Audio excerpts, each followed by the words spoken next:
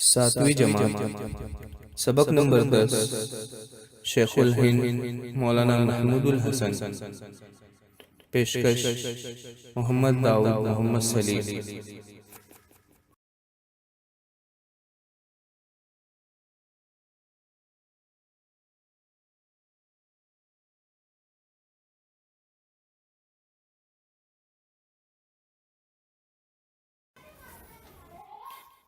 ماضی میں ہمارے ملک پر انگریزوں کی حکومت رہی ہے، لیکن انگریزوں کی غلامی کے خلاف ابتدا ہی سے جنگیں لڑی گئیں۔ 1757 میں سراج الدولہ نے، 1799 میں ٹیپو سلطان نے انگریزوں سے ڈٹ کر مقابلہ کیا۔ ان کے بعد بھی مختلف آزادی پسند افراد اور گروہ اپنے طور پر کوشش کرتے رہے۔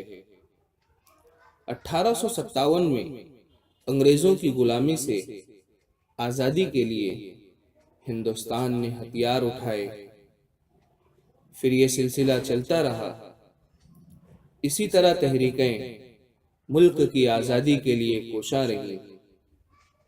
ان میں مجاہد آزادی مولانا محمود الحسن کی ریشمی رومال تحریک بھی قابل ذکر ہے۔ اسی تحریک کے 100 سالہ جشن کے موقع پر دارالعلوم دیوبند کے ایک دروازے کو مولانا کی یادگار کے طور پر اردو دروازہ کا نام دیا گیا ہے۔ ذیل کے مضمون میں مولانا کی زندگی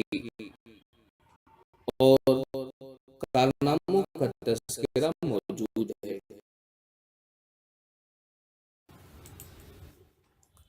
جنگ آزادی ہمارے ملک کی تاریخ کا ایک اہم موڑ ہے۔ اس قدر وسیع علاقے میں پھیلے ہوئے قدرتی دولت سے مالا مال اور مردم خیز ملک کو انگریز ہرگز چھوڑنا نہیں چاہتے تھے۔ آزادی کے متوالے جب ملک کو غلامی سے نجات دلانے کے لیے انگریزوں سے برسر پیکار ہوئے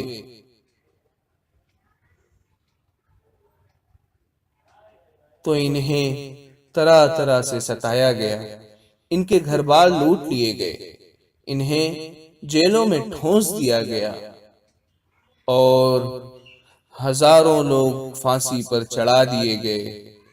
آزادی کے لیے جدوجہد میں مولانا محمود الحسن بھی شامل ہیں، جنہیں شیخ الہند کے لقب سے یاد کیا جاتا ہے۔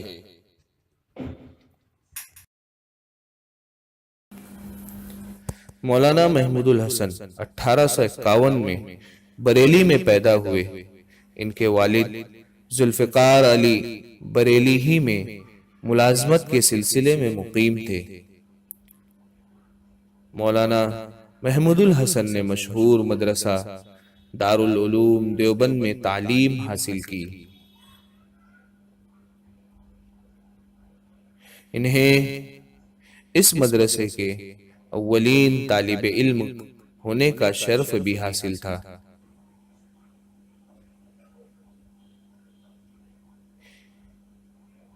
اسی مدرسے میں انہوں نے 25 روپے ماہوار تنخواہ پر تدریس کا آغاز کیا اور بہت جلد صدر مدرس اور شیخ الحدیث کے عہدے پر فائز ہوئے۔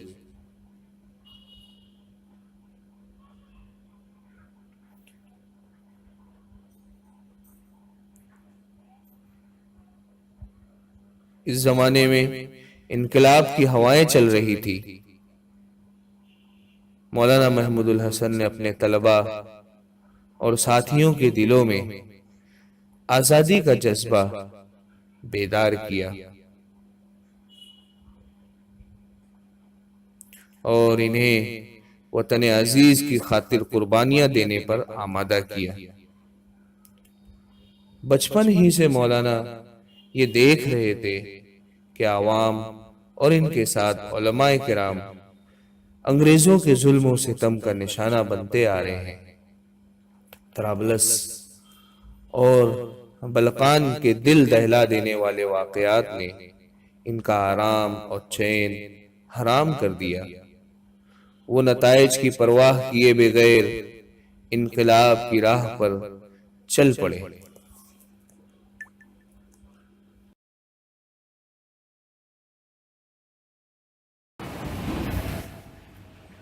مولانا محمود الحسن نے اپنی عملی زندگی کے آغاز ہی میں طے کر لیا تھا کہ ہم انگریزوں کو اپنے ملک سے نکال کر رہیں گے۔ اسی مقصد کے تحت وہ آخر دم تک جد و جہد کرتے رہے۔ انہوں نے برطانوی حکومت کا تختہ پلٹنے کی خاطر مسلح انقلاب کا منصوبہ بنایا۔ اس مہم میں ان کا ساتھ دینے کے لیے مولانا عبید اللہ سندھی اور مولانا محمد میاں نے اپنی زندگیاں وقف کر دی۔ پہلی جنگ عظیم کے دوران برطانیہ جب 1915 میں جرمنی اور ترکی کے ساتھ الجھا ہوا تھا اور ہندوستان میں بھی انگریزوں کی حکومت خطرے میں تھی، مولانا نے اس موقع کا فائدہ اٹھا کر اپنی کوششیں تیز کر دی۔ انہوں نے اپنے شاگرد مولانا عبید اللہ سندھی کو کابل بھیجا تاکہ وہ افغانستان اور آزاد قبائل سے ترکوں کے لیے حمایت حاصل کرنے کی کوششیں کریں، اور خود حجاز روانہ ہوئے۔ اس وقت ترکوں کی طرف سے غالب پاشا حجاز کے گورنر تھے۔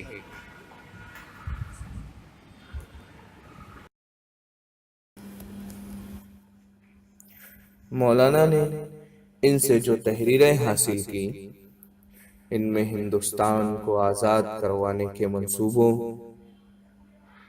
اور فوجی کارروائیوں کا ذکر تھا۔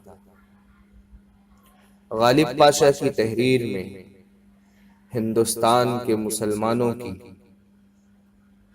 طرف سے برطانیہ کے خلاف جہاد کا اعلان تھا، جس میں ترکی نے شرکت کا یقین دلایا تھا۔ مولانا نے ریشمی کپڑے پر اس پیغام کو نقل کیا اور ایک صندوق میں رکھ کر ہندوستان بھیجا۔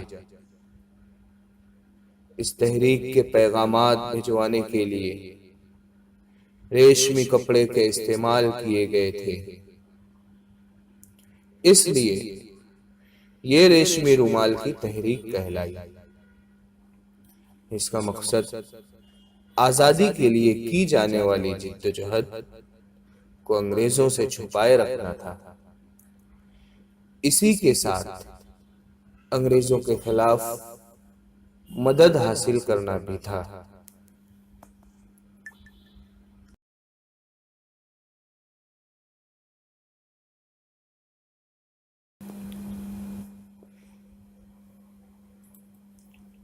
مولانا محمود الحسن نے انگریزوں کے خلاف لڑائی کے لیے ایک پوری ٹیم تیار کر رکھی تھی۔ اس تحریک میں شامل لوگوں کو یقین تھا جنگ کی راہ اختیار کیے بغیر انگریزوں کو اس ملک سے باہر نکالنا ممکن نہیں ہے، اس لیے جنگی سامان اور اسلحہ حاصل کرنا ضروری تھا۔ مولانا نے 1915 میں حجاز کا سفر اختیار کیا۔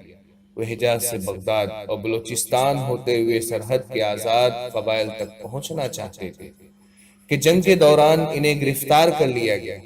پہلے مصر اور پھر وہاں سے مالٹا لے جا کر وہ نظر بند کر دیے گئے۔ اسی لیے مولانا کو اسیر مالٹا کے نام سے بھی یاد کیا جاتا ہے۔ 3 برس اور 7 ماہ کی قید کے بعد 8 جون 1920 کو ممبئی پہنچا کر انہیں رہا کر دیا گیا۔ رہائی کے بعد انہوں نے جامعہ ملیہ اسلامیہ کا سنگ بنیاد رکھا۔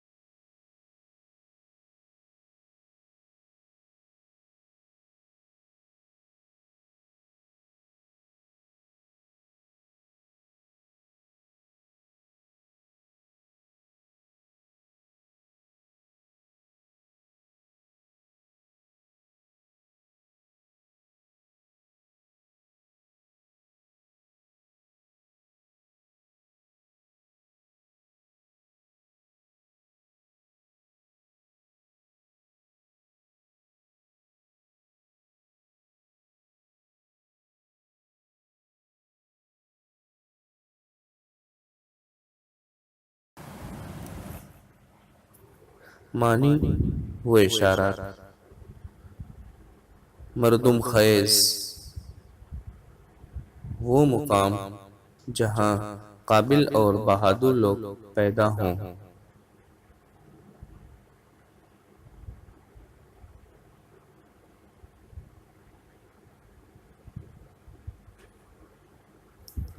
مسلح انقلاب: ہتھیاروں کا استعمال کر کے حکومت کو بدلنے کے لیے جنگ کرنا۔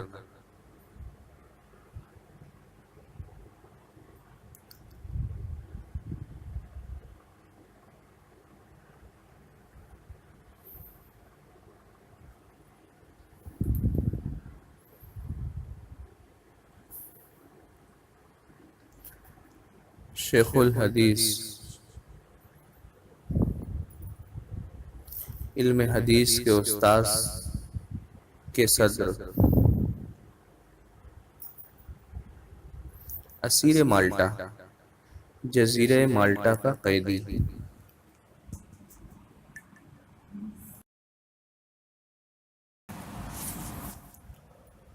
تاریخ کے جھروکوں سے بلقان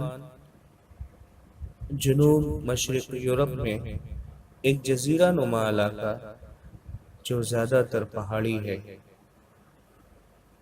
طرابلس بحر روم کے ساحل پر واقع لیبیا کا دارالحکومت 1911 میں اس پر اٹلی کا قبضہ تھا۔ جزیرہ مالٹا ہندوستانی مجاہدین آزادی کو اس قید خانے میں صعوبتیں جھیلنا پڑی۔ اس میں مولانا محمود الحسن بھی تھے۔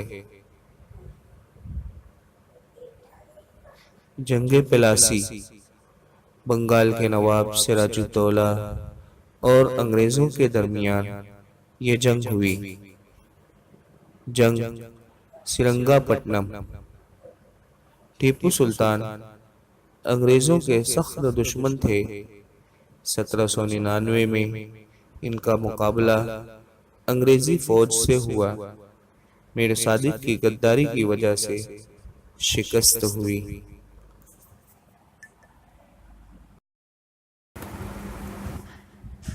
ذیل میں دیے گئے القاب کی صحیح جوڑیاں لگائیے۔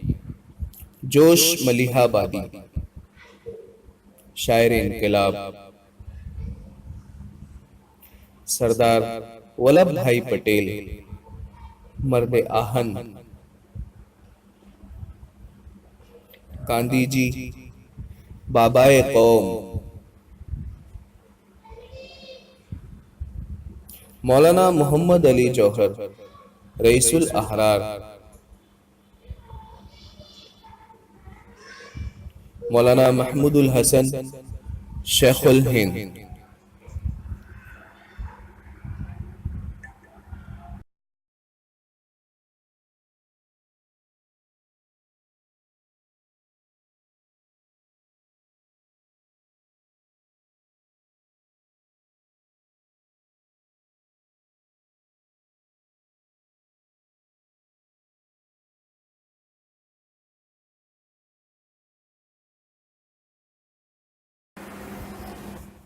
بیرسٹر سیف الدین کچلو: جنگ آزادی کے مجاہدین میں سیف الدین کچلو ایک نمایاں مقام رکھتے ہیں۔ وہ 15 جنوری 1888 میں امرتسر میں پیدا ہوئے۔ ہندوستان میں آزادی کی تحریک اپنے شباب پر تھی۔ مارچ 1919 میں رولٹ ایکٹ پاس کیا گیا جس کے تحت کسی بھی ہندوستانی کو شک کی بنیاد پر جیل میں ڈالا جا سکتا تھا۔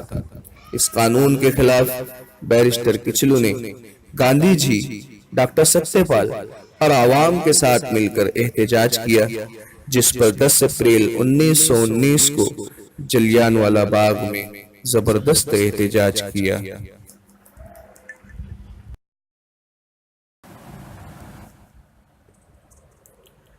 بیرسٹر سیف الدین کچلو، کارہائے نمایاں: 1921 میں امرتسر میں स्वराज आश्रम कायम किया। पंजाब कांग्रेस कमेटी के सदर थे। 1924 में इन्हें ऑल इंडिया कांग्रेस का जनरल सेक्रेटरी बनाया गया। ऑल इंडिया पीस काउंसिल कायम की। वर्ल्ड पीस काउंसिल के सदर थे। 1945 में अमन स्टॉलन इनाम से सरफराज किया गया। इनाम की रकम 1,25,000 रुपए अमन तहरीक को अतिया कर दी। उन्होंने अपनी तमाम दौलत व जायदाद आज़ादी की तहरीक के लिए दे दी।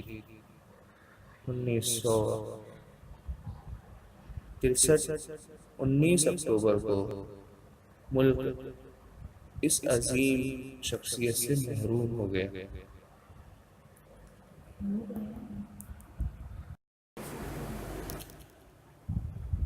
आइए ज़बान सीखें।